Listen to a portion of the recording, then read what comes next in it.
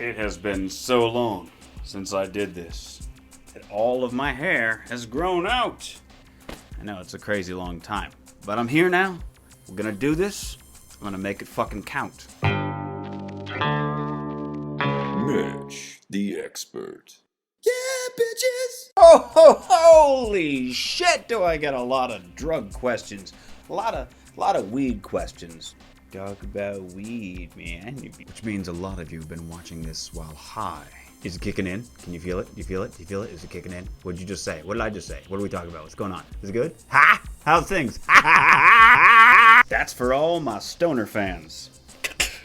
You're welcome. The way I figure it, we gotta talk about all the drugs. Cause I've been getting questions about shit like bath salts. No!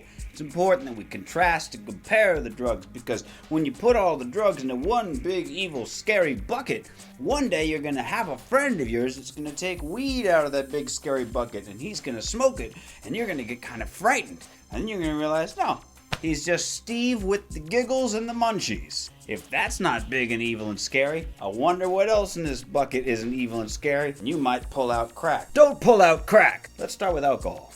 Alcohol is relatively harmless. Relatively.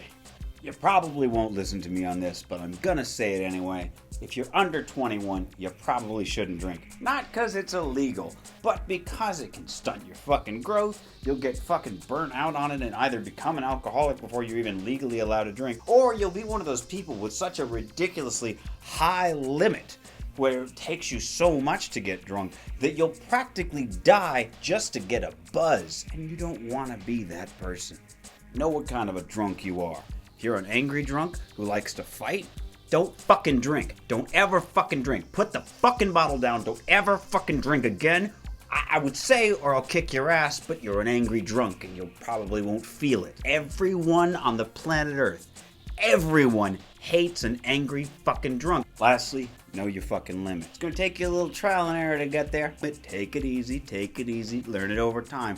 But don't be some 31-year-old fucking asshole in the bar who takes a shot and then throws up on the bar. It's embarrassing for you, you'll get kicked out, you might get banned and never brought back, all your friends are gonna hate you, and some asshole's gotta clean that shit up. Part of being an adult is knowing your limit and staying beneath it, except on your birthday. Smoking. Don't do it. Just don't. I smoked for 20 years. In fact, the only way I was able to quit is by vaporizing nicotine. So for the past 8 months, that's what I've been doing. Still has me. And once it's got you in its clutches, it ain't letting go. You will hear no greater proponents of don't fucking take up smoking than people who have smoked. That says a lot for the product. Don't smoke. That's all. Find something else to do. Hiking or jerking off. Now let's talk about marijuana! Weed smoker still with me? Still there? Hey, how you doing? Everything cool? How you feeling the giggles? What did I just say? What were we talking about there? Are we up? Are we good? We're not, this is okay? Not too long, not too, getting crazy on you? Oh my god, you know what's awesome? Cats, right? Cats, kittens, little box of kittens, unless you're allergic. Are you allergic? If you're allergic, let's just talk about dogs. Maybe you're allergic to dogs. A beta fish. Oh my god, beta fish, so awesome. Swimming around in little fucking tanks, little beta fish. Oh my god, how cool. Don't get two beta fish because they'll fight, but really kind of awesome to watch. Just don't do it in your own home because then you'll feel like a fucking murderer. But if you ever see it in a pet store, oh my god, awesome. Okay, let's get back to the thing. Funny thing about marijuana, still don't know if it's true. They always said, oh, you're not going to get high your first time. And I remember first time I smoked weed, I was with my friend, I was in his room. It was just, Saturday night or some shit like that. We're just jamming out to some Nirvana. And I smoked weed and didn't get high. I was like, well, I've smoked weed successfully. Fast forward like a month, and it was a little party, and I'm passing the bowl around, and I smoked probably way more than I should have. And I said, I don't feel it, man. Fell on the floor, and I had to be carried out. I was laughing so hard for so long that they carried me out of the house. I don't know if that's still the case. Maybe just the weed was shitty, but that's what I hear. You don't get high the first time. I guess that doesn't speak well for me telling you not to get high. Weed is pretty much harmless. I'm sure your parents will be very angry at me for saying this, and some people will attack me for saying all of this, but facts is facts, and it's pretty much harmless. So smoke up, but don't overdo it, and go somewhere with your life.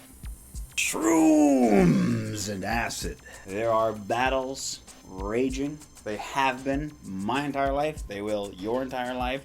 about shrooms and acid, where some people are shroom people, some people are acid people, and they will fight to the death on which one is the better one and which one's safer. Kind of the same fucking thing. It's fucking impossible to compare dosage levels because acid comes on blotter paper and it's little tabs that are about measured in what's called microns. It just dropped on relatively thick paper. Shrooms comes in portions of grams in a giant bag, caps and stems and all. So it's impossible to compare dosage levels that are thousands of orders of magnitude different. You're supposed to only take one hit of acid. I still don't know what the normal dosage of shrooms is, and that's why you got friends. When it comes to acid, I've heard a lot of people say that you shouldn't do them if you have mental issues. If you have mental problems, psychiatric problems, if you're on psychiatric drugs, don't do acid. Just oddly enough, I haven't heard anybody tell you not to do shrooms if you have psychiatric problems.